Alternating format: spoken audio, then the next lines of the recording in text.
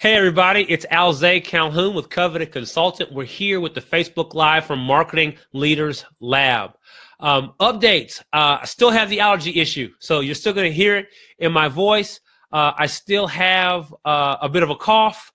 I still sneeze from time to time, but I'm a lot better now than I was. Literally a couple of days ago, all I could do was whisper. My voice was only this loud. So I'm able to at least project in my normal style. So I'm feeling a lot better. So there we are with the allergy update. I want to give some shout outs to some people who have really been engaged in the group. Because there are some folks who have really gone, the group is a thing, by the way. This Facebook group that we're in together, it's a thing. We're honestly engaging. We're having good conversation. I'm really happy about that. It seems that other people are as well. So I just want to show some appreciation for some folks who are helping us have good conversations. Nelson Del Pino, Jack Peters, David Martin. Firstly, Nelson and Jack get a lot of engagement on their posts. They do. I do a lot. I post every day. Nelson and Jack also post on their own, and they're the people who post most often, and so they get a lot of engagement outside of what I may happen to post. So I appreciate those guys for posting a lot. They also respond in the comments as well. So they, when someone else posts something or when I post something, they respond and engage as well. I appreciate that. David Martin, Jason Kennigan, and Xander Acock. Those three gentlemen are the next three most active people, and they're commenting a lot. So they don't always create new posts the same way that Nelson and Jack might, but they're active a lot in the comments, which creates conversation, which creates interaction. I really appreciate that. I'm just one person. There's only so much I can do individually, right? So we, as a group, keep this group worthwhile. So I appreciate those three gentlemen. And David really is the leader of that pack. I mean, he's active in the comments, talking a lot, and thinking through things, etc. So just appreciate him for that. There's two more people here I just want to shout out really quickly. Kyle Matei and Lynn McGinnis are the next two names here as far as activity in the group. And I want to give a special shout out to Lynn, because not only has she been really active in this group, but she's also a current client and she's active in that group as well. So there's some work that you're not seeing that she's doing, and she's also helping to create the right kind of engagement. So just shout out to all those good people for being in the group, right, and making the group a worthwhile experience for all of us. So there we have it. I'm seeing some comments come in here, so I'm catching up. Hey, Emily. Hey, Emily. So I've learned something, and I knew this, but it's becoming even sharper as we continue here. Bottom line is this: I'm learning that a lot of people are really struggling with lead generation. You run an agency, you got skills, you want to help people, but where the rubber meets the road is with lead generation, and it's just not happening the way you thought it would. And so behind the scenes, I've been working on trying to find the most efficient ways, the most appropriate way to think about lead generation. There are a lot of strategies out there, and frankly, all of them work. But what makes the most sense, I believe, is that you go fishing in the pond where your clients already are. And I believe the most effective pond is the LinkedIn pond. And so if you sell services to other businesses, you're an agency that sells services to businesses, you should have a presence on LinkedIn. Now, the next question is, how do you make LinkedIn work for you, right? So it's a social network like any other social network, and you can get lost in it like any other place you can get lost in. So how do you make it work for you? So LinkedIn has been working for me for a while, but I have some advantages. I've got content and a platform a little bit that other folks may not have, and so I had to try to think through LinkedIn in a way where you can use it without having YouTube content and blog content and all these other things that that just some folks just don't have. They have expertise, but they don't have they don't do all this other content creation stuff. So we've been deploying that inside the program, specifically a LinkedIn strategy, and it is working. It's creating momentum, and it's tangible. It's manageable. It's a manageable process for the clients in the program. So the best way to fully understand what I'm describing is to access the free training that's now available here on this page. So there is it's at covetedconsultant.com/free. covetedconsultant.com/free. And again, there's a link somewhere around you where you can also click that and get access to it. But there's a training that's there that describes everything that I'm saying step by step, in a full blueprint form, so you know what I'm talking about. So we've added that into the program. Again, this program, what am I talking about? This program, and by the way, Lynn, you can queue up the first agenda up.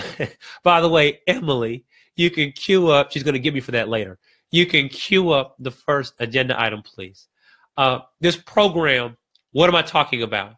I believe that your agency needs a better approach. In short, I find that my clients have been trying to drive across the U.S., and they're trying to get to Spain. So they're driving across the U.S., they get to the East Coast border, and they hit the water, and they raise their hand and they say, how do I drive my car across the ocean? Who can help me drive my car across this ocean? I want to get to Spain. And now you can upgrade your car and you can change your driving gloves and get fancy driving glasses, and you can upgrade your engine and you can change your tires and you can do all those things inside your program or inside your agency. But none of those car upgrades will help your car get across the ocean. And that analogy is what I see present in a lot of my clients' businesses, is that they're trying to do the right thing the wrong way. They have an approach issue. It's not a matter of what you're trying to do. Get to Spain. Nothing wrong with that. Your skills in driving a car. Nothing wrong with that either. But trying to drive a car across the ocean is a darn near impossible task. It's certainly an expensive task with time, people, and money. So listen, this program that I have is designed to give you a better approach in driving and building your agency. So this idea of you trying to drive your car across the ocean, it just doesn't work. You got to think about your agency another way. Quickly, there are 3 essential systems: client acquisition, client service, client retention. And those 3 systems should be spelled out and clear inside your business. If they're not spelled out, if they're not clear, there's your issue. I mean, that becomes the problem. And trying to think through all of that by yourself at your own desk is incredibly difficult. And so I've created a program to help you step back and think about those things in a very deliberate way, and to help you get results as you think through those things, to actually get momentum as you think through those things. Everything I just described to you is inside the training. It's described in the training, and this free training I'm talking about. And it's also in the program. We do this in the program. So this is not some 6-year figured out long-term, loose coaching arrangement. It's not that. It's very directed. It's very linear. And I think it's so important. Otherwise, you're trying to still drive your car across an ocean, and that's so difficult. That's so difficult. So you need a better approach, and I believe that better approach will be outlined well in the training that I'm talking about. So. Nelson's here. Hey, Nelson. Yeah, right. Emily, just change your name. Goodness gracious. Hey, Oliver. All right. So we're gonna get going here with the first agenda item. And so context for the agenda item in the spirit of trying to drive your car across an ocean. So people have been asking questions in the group, and the questions kind of go like, hey, when do I tell people how much my prices cost? How do I tell people how much my prices are, what my services cost? How do I explain my scope of services? Why do people need a proposal? Questions of that nature, right? And I'm looking into the context of that question. I'm like, yeah, I think you're trying to drive a car across an ocean. I think you're doing the right thing the wrong way. And so we happened to have a conversation in our coaching program last week, and there were some questions we addressed in that conversation that I think are examples. They highlight how, frankly, confused you might be, or how broken your approach might be as you go to where you're trying to go. So I'm gonna try to tackle these one at a time. And if you got questions, comments, concerns, you can talk back to me. So without any further ado, the first one is, so you're stuck on what you think you should solve for. So the vast majority of folks listening to this content right now run a digital marketing agency. They sell a digital marketing service. Now it can range, but what you do involves marketing, and it involves the internet in some fashion. And so what happens to a lot of marketing people who work on the internet is they get forced into a conversation of growing my business, making more sales. You know, if you do this thing, if you write this content, will it make more sales? If you change my website, will it make more sales? If you write me an email, will it make more sales? If you upload that plugin, if you change the script, if you write me a newsletter, whatever, right? Whatever the service is that you happen to have expertise in, will immediately make more sales. And so you end up having this argument with yourself in your mind that there are things that you know how to do as a marketing professional, as an expert in your world, things that you know how to do, but you become afraid to offer those things because they don't grow their business, because they don't increase sales, because they don't immediately create this cash influx inside of a business. So these questions come up for you, right? So you're thinking about what you do, right? We'll say web design because that was very easy to understand. We all know what that is. So you do web design, and you say to yourself, I can't sell web design because people want immediate sales, right? Another one, I can't do web design because they want me to physically show up to their office and sit there all day, right? And I don't want to be in that kind of business, so I don't want to offer those kind of services, right? But if I sell web design, don't I also have to sell ongoing content creation? Don't I also have to sell logo design? Don't I also, if I sell web design and I just do the homepage, because that's my specialty, do I also have to create landing pages and follow-up pages and about us pages? Don't I have to do all these other things? And so you're arguing with yourself, right? You are afraid to commit to what you know how to do, because there's this other stuff that you think that the client's going to ask you about, and you have to immediately provide for those things. So here's my response to you. If that's making sense to you, here's my response to you, is that you are immediately discounting what you can do in favor of what you think you should do. So you're not placing full value on what it is that you already know you can do. If you know how to create video content, if you know how to do that, that's a real expertise. You need to own that deliverable. If you know how to write an ebook, a 5,000 word ebook, or a 750 word single page document, if you know how to create that digital download, that's an expertise. You've got to own that. If you know how to create webinar scripts, if you know how to do SEO effectively, if you know how to leverage an email list for a local business, these are legitimate skills.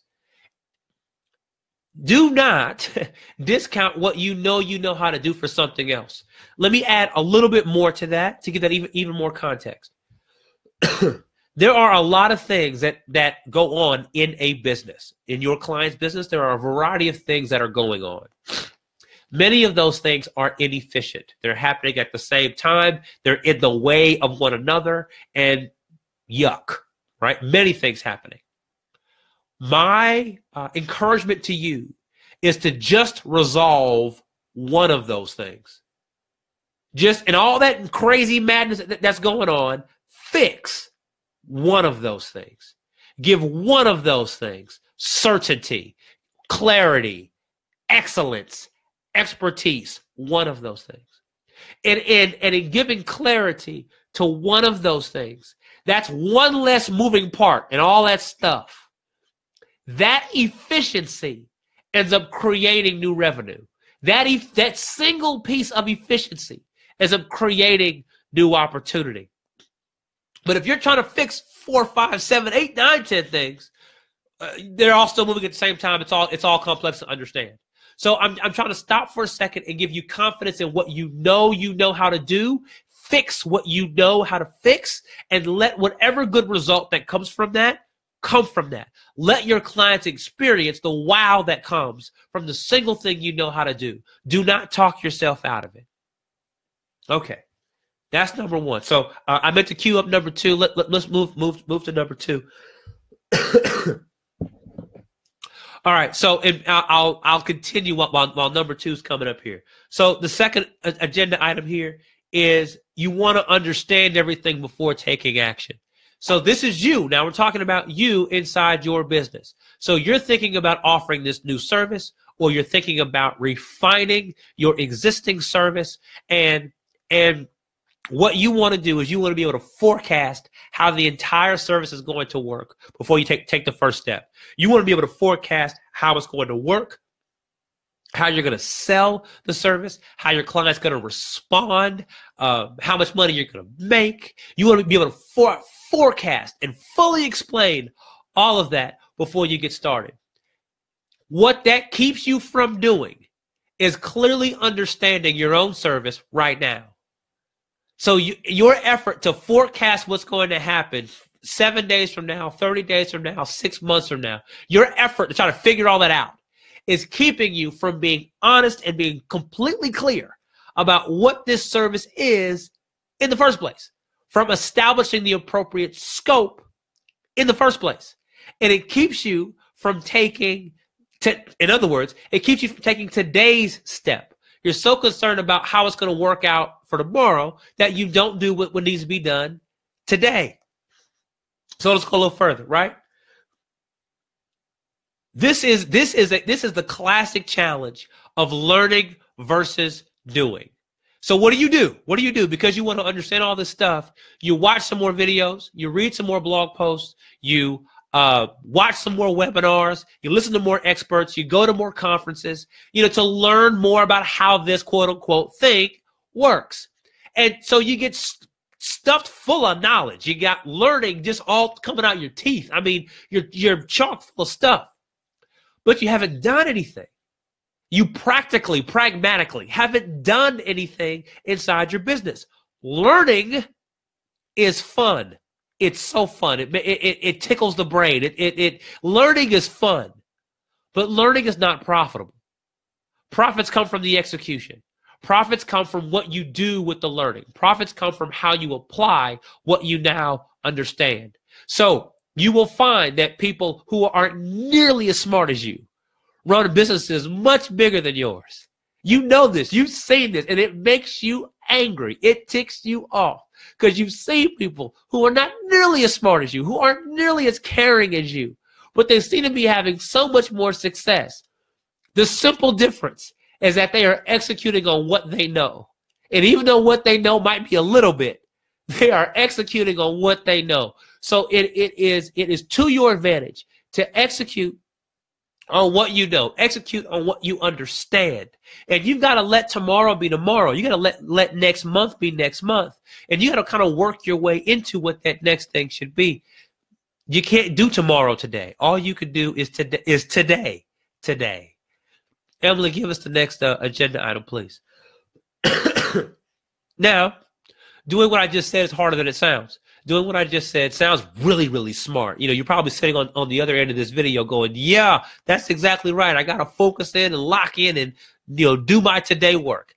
And you may not know what the heck today's work is. So if you need help with that, right? If you need a structure for that, you need a format for that, that's what the program is all about, to help you figure out what work is most important, prioritize it, and do it. Really get after it.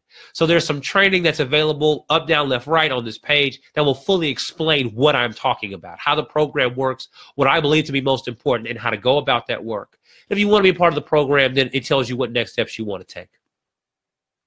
All right, so agenda item number 3 here is you don't really know what problem your service solves. This, my friends, is a huge one. You don't really know what problem your service solves. Again, I'm talking about driving a car across an ocean. I'm talking about trying to do the right thing the wrong way. And so what many people are trying to do is they're trying to be helpful to their clients. They're trying to do the right thing, but they're trying to do it with these services they've invented, these clever services that they've invented that sound really, really smart and all that kind of good stuff. And what they find is that people aren't really interested in their services. Trying to do the right thing the wrong way. You're trying to be helpful, but people don't really care about your services. What they care about is their problem. Many people have had the experience of doing work and getting paid. So a friend of yours reached out and said, hey, we need some work done. We need some digital marketing work done. Doesn't matter what it is. Will you guys do it? Sure. So you do it. You make the $2 grand, the $5 grand, the 10 grand, the 100 grand, whatever it is. You made the money. They offered you some work and you did it. And then, another friend calls, or somebody you met at an event calls, or somebody that you met through the internet calls, and you're like, they ask you, well, we got some work, will you guys do it for us? Sure. So there you go. So you did some more work. They offered you work and you got paid, but you never really understood what problem you were solving for that client. You never understood what gap you were filling. They offered you some work to do. You did it and you got paid. So now in your business, you have a new challenge. Now in your business, you are trying to grow your business. You're trying to get stability in your business. And this happenstance event of somebody just kind of saying, hey, well, you want to do some work is not happening nearly often enough, not happening as often enough.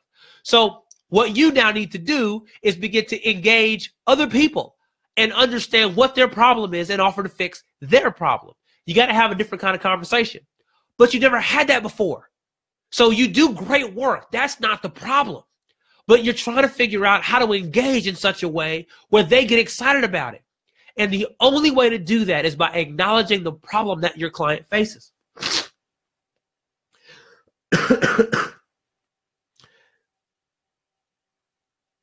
So one advantage that you may have had is that people who have bought from you in the past knew you personally. You had, you knew each other from elementary, from middle school, from high school, from college. You're neighbors in the same community. You're involved in the same groups. You serve at the same nonprofit. They knew you personally, and so that was the accelerant for doing work together, right? And you're finding that you can't scale that advantage, so you got to find another way. The truth is, right? More truth here. It's true to you. It's clear to you now that you don't know your prospective client's process well enough. So when you make what you make, when you do what you do, where does it go inside the business? Where do they put it in their business? Like literally, specifically, where does it land in the business? So if you make content for people, whose hard drive does it go on next? Right? Because it goes on someone's hard drive. Whose hard drive does it go on? And then when it lands on their hard drive, where do they put it? You have no idea, do you? You have no idea whose hard drive it goes on. You have no idea where they put it. You have no idea how your content, if you make content, is being used by your client. So you have no idea what real problem it solves. You have no idea how helpful it really is. Let me be clear. I'm not saying that what you do is not helpful. I know it's helpful. Clients struggle with digital marketing. It's a confusing beast. I know that what you do is helpful.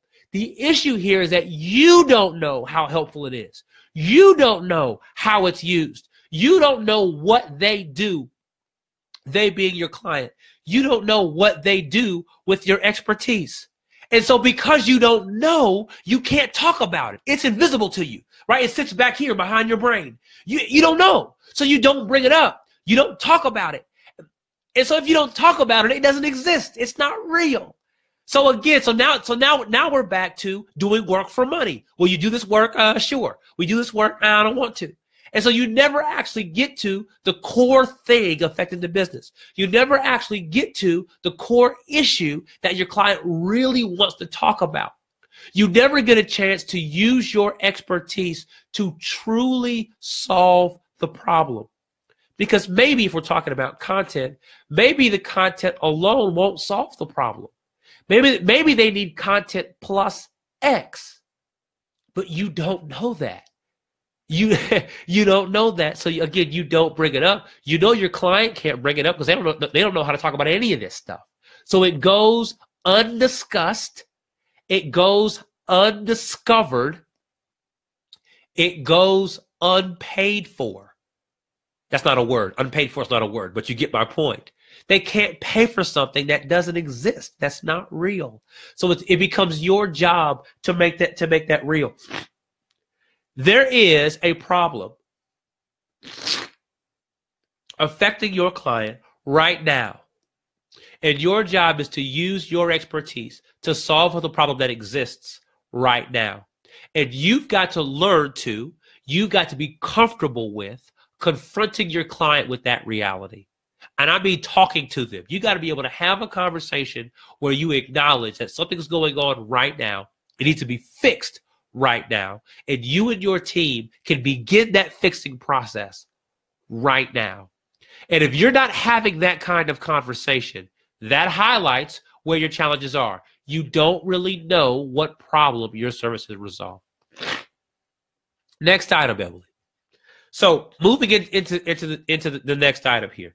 What's going to pop up here is you don't know what to do or how to think about the other services that you offer.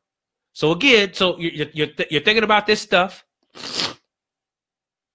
You're thinking about, you hear me, right? I'm sniffling. My voice is now changing, right? It's the allergies, right? Okay. So you're thinking about all these services, right? That you could offer because you have expertise, and your expertise expands beyond one thing. Okay. So actually, let's make it concrete. So let's say that you know how to do web design, right? You know how to build a web page, and so that's what you want to sell. You want to sell web page design. Okay, cool, great.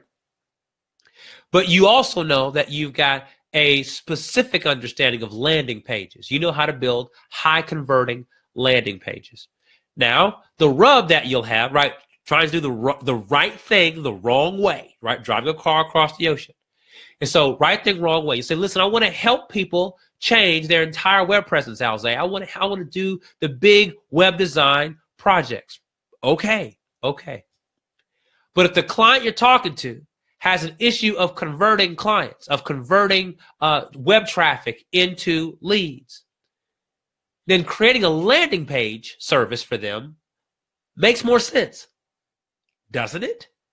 Right? They don't need website redesign. That's not what they need. What they need is landing page redesign. Right? They need one page on their site that they can direct traffic to that will convert leads into the next phase in their funnel. And if you know how to do that, that's what you should focus on. Now, what you'll argue with me about right now, you can be virtually arguing with me right now. You're virtually arguing. But Alzay, I know how to create these huge websites. I know how to design them, code them. I know how to do the whole thing, Alzay. There's all the other things that I know how to do. And I want to get paid for all of that. I got it. I appreciate that. I got it. However, what we're focused on right now is solving their problem, not selling your services. So if your client has an issue with conversion and you know you have specific conversion expertise, then you should be offering them conversion. Solve the problem in front of them. Now that you've solved the conversion problem, the both of you, you and the client, can take a step back, look at their business, and say, okay, is a complete website overhaul necessary? Because we solved the first problem, that we know. So is a complete overhaul necessary? Yes or no? If it is, yes, they're already your client. They're not going to turn it down working with you, right? Away you go into the full-fledged web design. But if it's not necessary, we should pass on that for now. You are their hero. You are their hero. You have saved that person from investing $10,000, $25,000, $100,000 into a website thing that wasn't necessary. But you were able to have that conversation because you focused on solving a problem for them. You've now become their trusted advisor. So now they think about you and your services differently.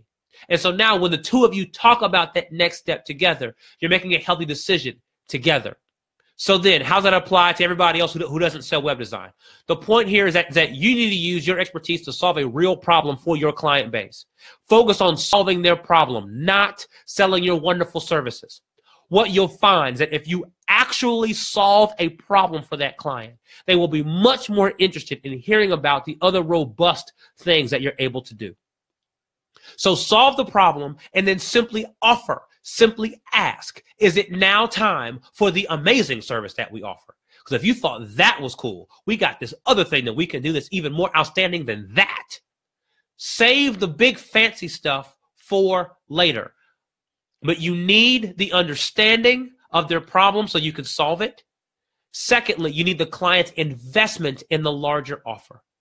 So when you do those big bad things that you want, those whole 100 other things that you want to be able to do, you need your client to take that walk with you. They need to be invested emotionally in taking that walk with you through all those other fancy services. But if they don't know that those services solve their problems, then they won't be invested in those services. They'll do the whole back and forth thing. You'll have to fill out nine more proposals. So bringing all that home, right? You don't know what to do or how to think. Next item, Emily. You don't know what to do or how to think about all the other things that you could do. And what I'm saying is that those other things that you could do are simply distractions from solving the problem facing your client. If you'll solve that problem first, they'll be much more excited about your more robust offerings. And in fact, you'll find them much easier to sell and deploy than you ever have. It makes your thinking easier. All right, agenda item number 4 here.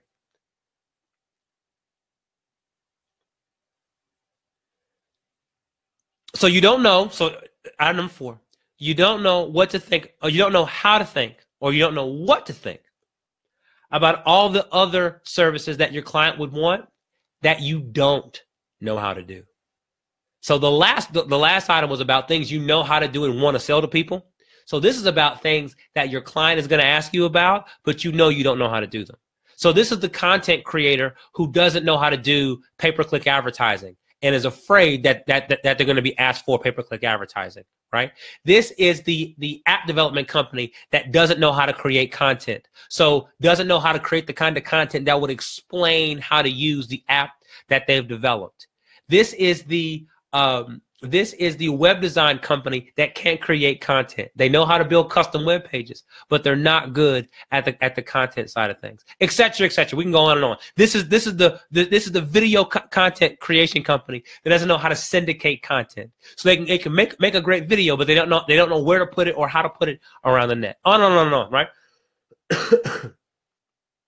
So these are so Emily just corrected me. This should be agenda item number 5. Thank you. We know where we are in the conversation at this point. So these are things that are outside of your current scope. They're outside of what you believe your current ability to be, but you think the client's going to ask for them.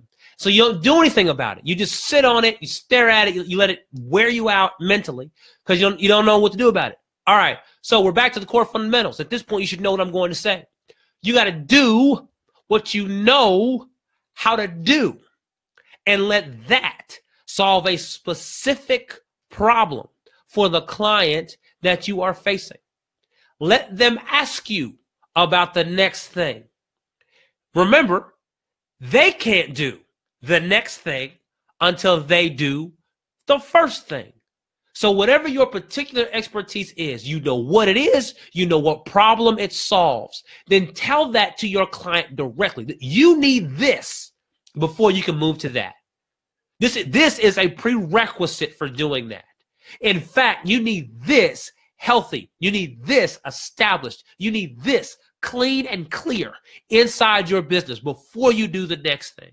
And we want to make sure as a company that this is completely done correctly before you do anything else. I do not want you to step into that next puddle and get muddy and nasty and dirty. I want you to be right when you move to the next phrase.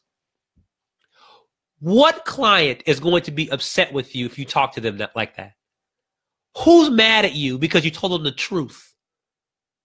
We know digital marketing. We know it's got so many moving parts, and we know that there are certain things that have to be done first before you can do the next thing. We know it's like that, but we don't talk to our clients like that. We let our clients talk us into things that are way beyond scope, way beyond our expertise, and these bloated, inefficient projects. And I'm reminding you of what you already know. I'm reminding you that one comes before two, comes before three. I'm reminding you of what you already know to do and to focus in on those services and to offer those as real solutions.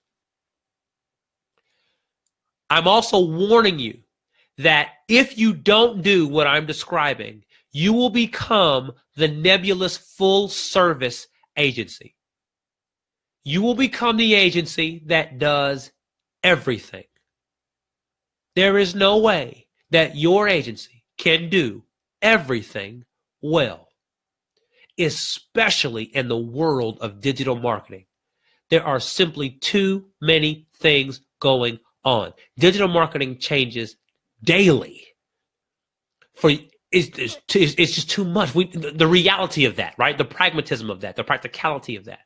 There's too many things happening for you to make the claim that your company does everything well. So avoid that claim.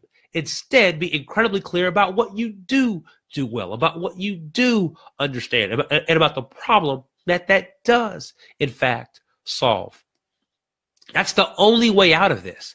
That clarity is the only way. That clarity is the core that you can build the rest of your agency around.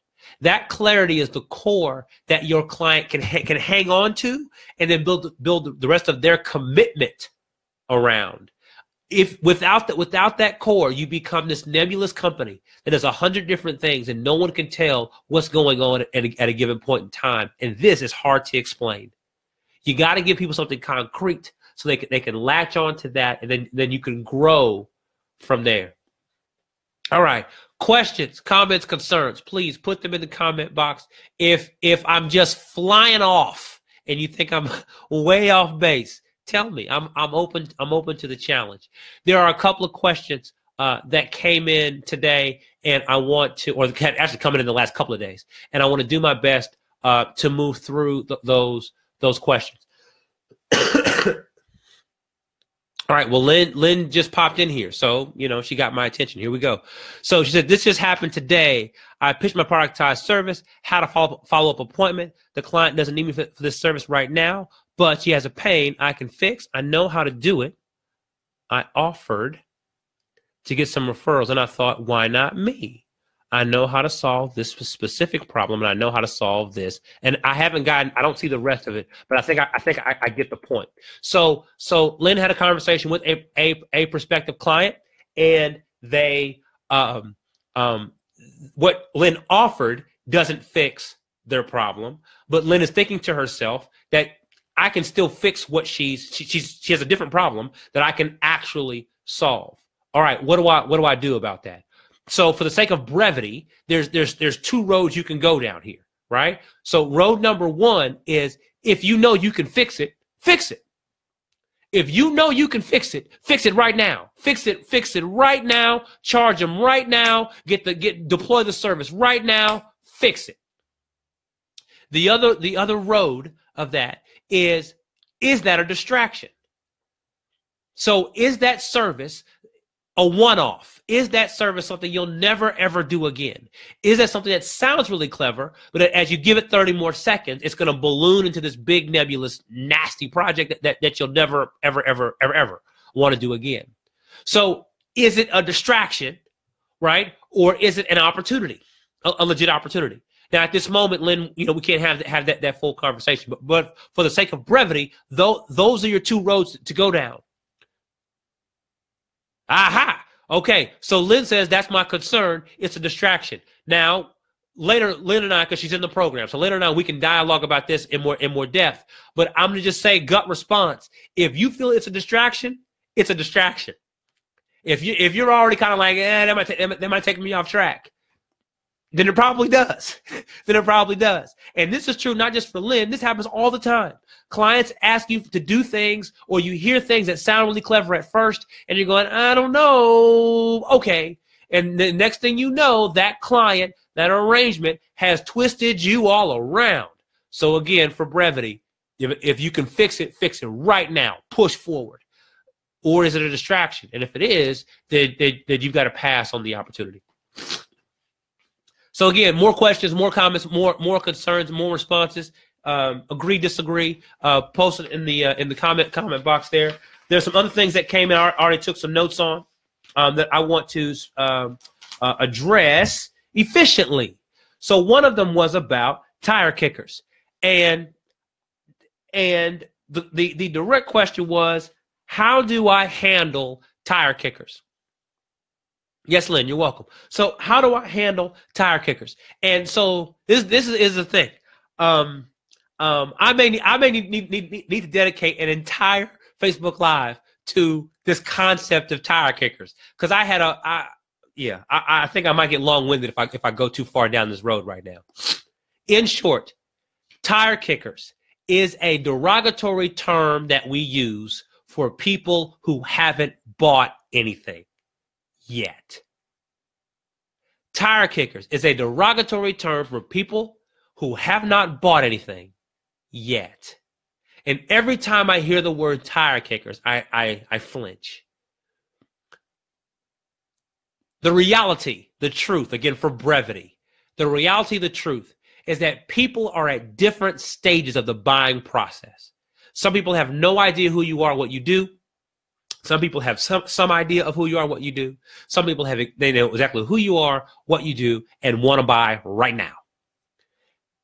People are at different stages of the buying process. And it's got to be okay that people are at different stages of the buying process.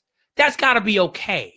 Now, some people will abuse the opportunity of interacting with you, whether it's by phone or by email or in person or what have you.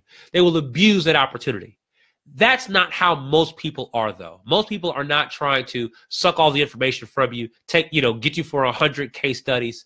They want to see, 45 elements of proof. Everybody's not like that. That's not a common occurrence. However, it is true that especially in the world of digital marketing, most clients do not know how your services are bought and sold. They are neophytes. They are novices. They are newbies in how your services are bought and sold. And so they can only interact with your services at their level of understanding.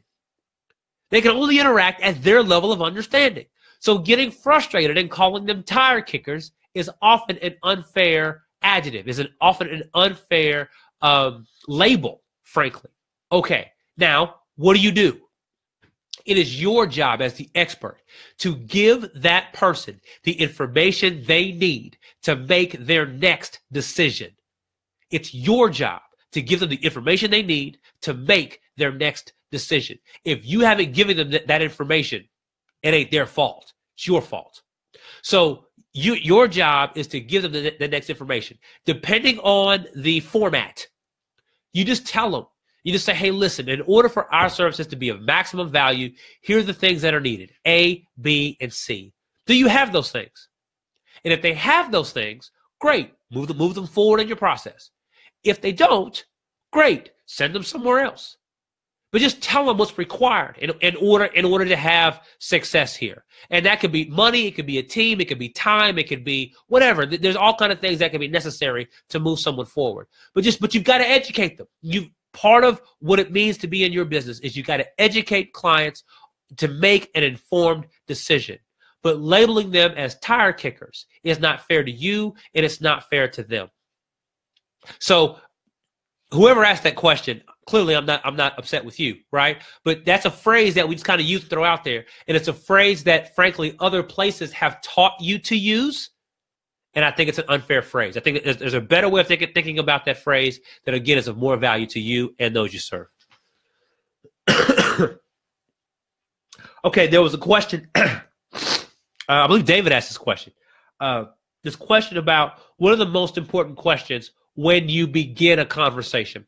So you're having conversation, right? Oftentimes the very first conversation with a prospective client. And how do you start the conversation? Like what questions are you asking up front? So I'll give you the answer, so to speak, and then I'll be honest with you on why it's so hard for most folks to have those kinds of, to begin in the way I'm going to describe. What you should be, I'm laughing at Lynn's latest post there. What you should be asking is, how does X work inside your business? Your services, your expertise are the X. How does web design work inside your business? How does content marketing work inside your business? How does pay-per-click work inside your business? How do ebooks work inside your business? How does SEO work inside your business? How does design work inside your business? How does coding work inside your business? How does X work inside your business? Now, that question is designed to be a conversation starter.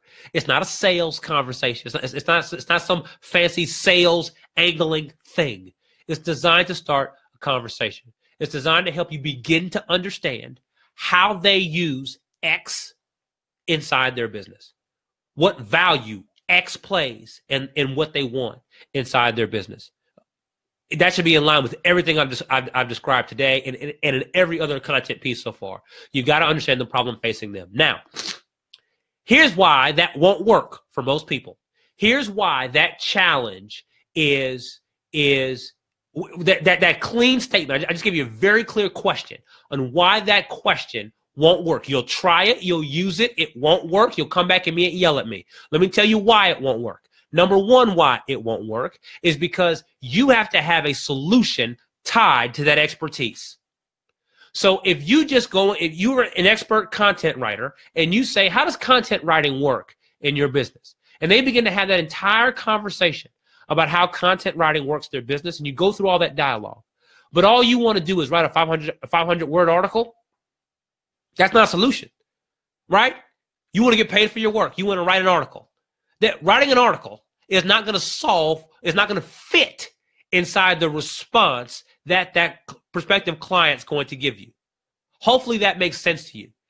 So you've got to have a solution tied to your expertise. You've got to have a dynamic, step-by-step product to deploy. You've got to have a productized service. I got no other way of saying it. You've got to have a productized service tied to your expertise.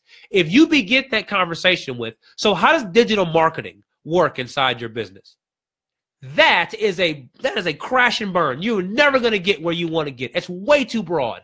You got to have a solution tied to that expertise. If not, you're going to find yourself spinning and spinning and spinning. Second part about why this won't work for you.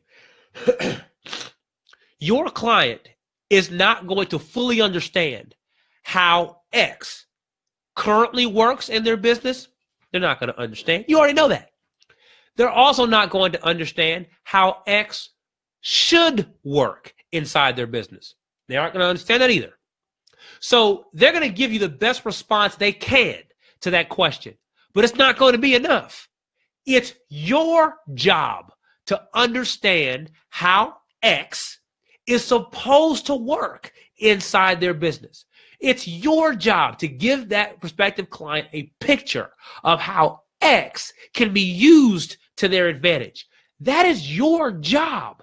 So if you ask that question, how does X work inside your business, but you are prepared to have that dialogue, crash and burn. It doesn't matter what question you ask. So here we are, another example of a situation where someone's looking for, and I'm not saying that the person who asked this is in that place. I just want to say that this is an example of that. This is an example of the kind of question someone can ask. So how should I have conversation? What's the first question I should ask? And they're asking a very small conversation, or a very small question. But that question, that thing needs context, right? It needs an approach, right? So do I drive a car across an ocean? I'm facing the ocean. Do I turn my car left or turn my car right? It doesn't matter if you turn your car left or right. You're still facing the ocean. You need a better approach. You need a better approach. You cannot drive your car across the ocean. So that is how I begin all of my conversations. I just told you. That is how I help my clients begin all of their conversations. I just told you. But that particular question only works with the context I just described. If you don't have that context, if you're not prepared for that kind of interaction, then that question will be worthless to you. Here we are. So if you need help with all of that, right? If you heard what I just said, and boy, that sounds really, really smart. I have no idea where to begin with that. There's a free training that's available up, down, left to right, somewhere here on this content that you're looking at. You can click that link, watch the entire training. It explains everything I'm describing. It puts it step by step for you. I've got a program designed to help you figure this stuff out so you can design your agency in such a way that it's high value for you and high value for your client. There's more than one thing going on here. You need a better, cleaner approach. You cannot drive your car across the ocean. All right. Questions, comments. If you've got any additional things, you can please post them in the comment section below. I'm going to try to rapid fire through a couple of things that have been sent in here. There was, bear with me here. There was, so Nelson asked, he asked a general question. How do I stay focused and keep my eyes on the ball, right? How do you stay focused and keep your eyes on the ball? Here's my short response. You got to know what's important to you. So if you don't know what's important to you, then you don't know what to keep your eyes on, right? There's a process by which you must acknowledge or admit what's important to you. Okay. If you know what's important to you and you are not committed to those things, then discipline is required, and discipline is hard to do or to get all by yourself. You got to be in some sort of support environment. So if you know what's important and you're simply not doing it, that's what I'm saying. If you know what's important and you're simply not doing it, you've got to put yourself in a better environment. Put yourself around other people who will appreciate, understand, and support what you're doing. So the free version of that, if you will, is the Facebook group that we're all a part of. The paid version of that is the program that I run, and you just get to decide if which route is the route you want to take. So address that. Richard asked a question around, and this is good because he asked a question about, like, if you host, what if I host a breakfast or a lunch and I invite all of my prospective clients there? I offer some content and offer people a chance to work with me. And basically, is that a good approach? In short, yes, it is. So, Richard, that's the kind of thing I think is smart. Here's what you got to consider, though, is creating that event creating that event is more difficult than it sounds. So you've got to find a venue to host the event. You've got to market that event. And in your situation, selling B2B, right, selling to business owners, you've got to get an owner of a business to break from their day and spend time with you, whether it's breakfast or lunch or whatever the time frame is. They've got to break from their day and spend time with you. And they're going to have to drive to where you are, attend the event, and then drive back to work. So it's not just the 45 minutes or an hour that they spend at your event, but it's their drive time as well. So it's hard, frankly, to get business owners to break from their day and to spend time with you. Not impossible. It's a thing. You got to do it. And so you see the end result. You see people do the breakfast or the lunch. They've had a small meeting and they've, shared some content and eventually sold their services. Can that be done? Absolutely. It could certainly be done. But I warn you, Richard, of the infrastructure costs of doing that. All the things necessary to support that idea.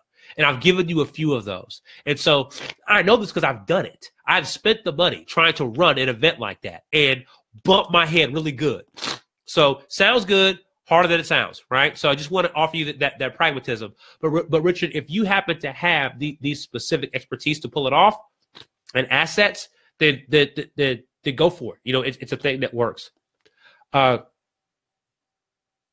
see here. Let's see. There's one more. All right, so Oliver's got a let me triple check here. All right, cool beans. All right, so last question here. That's what I see. Oliver asked the question: how do I get a client to believe in the time spent with their staff is a good investment? Who know?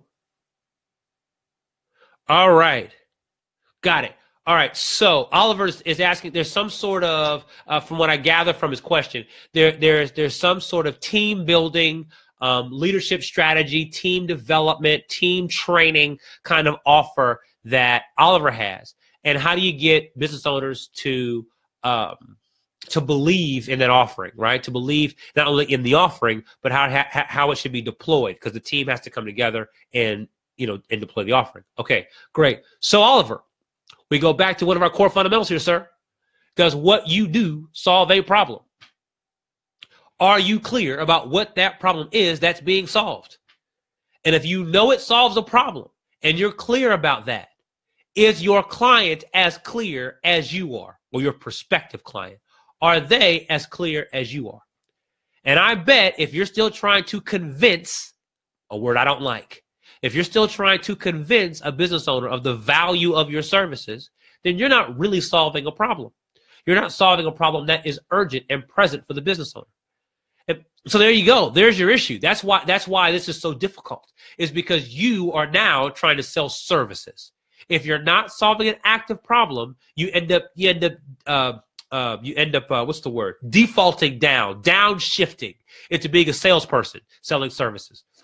And that just isn't very attractive. Being a salesperson just isn't very attractive for you or for the person you are talking to. So it's allergies, y'all. It's a basic fundamental, but it's so important, and it's so easy to overlook it. This thing about solving a problem. It's so easy to overlook it. It's so easy to discount it. It's so easy to misunderstand it. You think you're solving a problem, but you really aren't.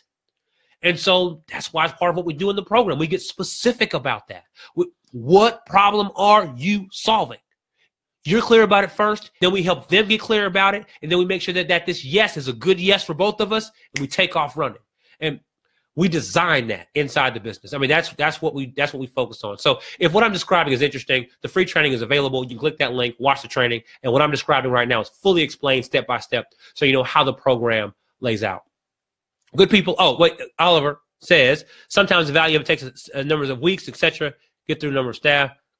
Yeah. So Oliver, I want to fight with you about that. I want to argue about that. Oliver says that sometimes the value of his service takes a number of weeks to get through to the number of staff, etc. Right? So Oliver's point is I'm assuming by his response, I'm in. Right? So I'm into the company, and I'm delivering the service, and not everybody values what it is that I'm doing. Okay. Your first stakeholder, let's be clear about this, because this is when you start selling to larger enterprises, this becomes your dynamic. You've got multiple stakeholders to appease, multiple stakeholders to get to buy in. Your first, in Oliver's situation, in Oliver's situation, the first stakeholder is the business owner, right? You are talking to the business owner. They're the person that signs the check, I'm assuming. They're the person that says yes. And so you need them to fully buy into what you are about to deploy. If you don't have that, you don't have anything. So you got to solve a problem for them first. There is a problem that the business owner has that your service resolves. A. Okay. Now, B is if there are other stakeholders who need to say yes and feel good about this, you've got to attack them next. I use the word attack on purpose. You've got to be aggressive about understanding what they go through, what their challenges are. And so specifically address what they're being confronted by and how your service solves their problem. So we got to address the business owner, done. We address those core team members, done.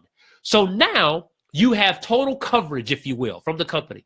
We all know what's going on. We all know why it's important. We're happy about the fact that Oliver is here. Great. So now we are executing. Everyone else is now following instructions.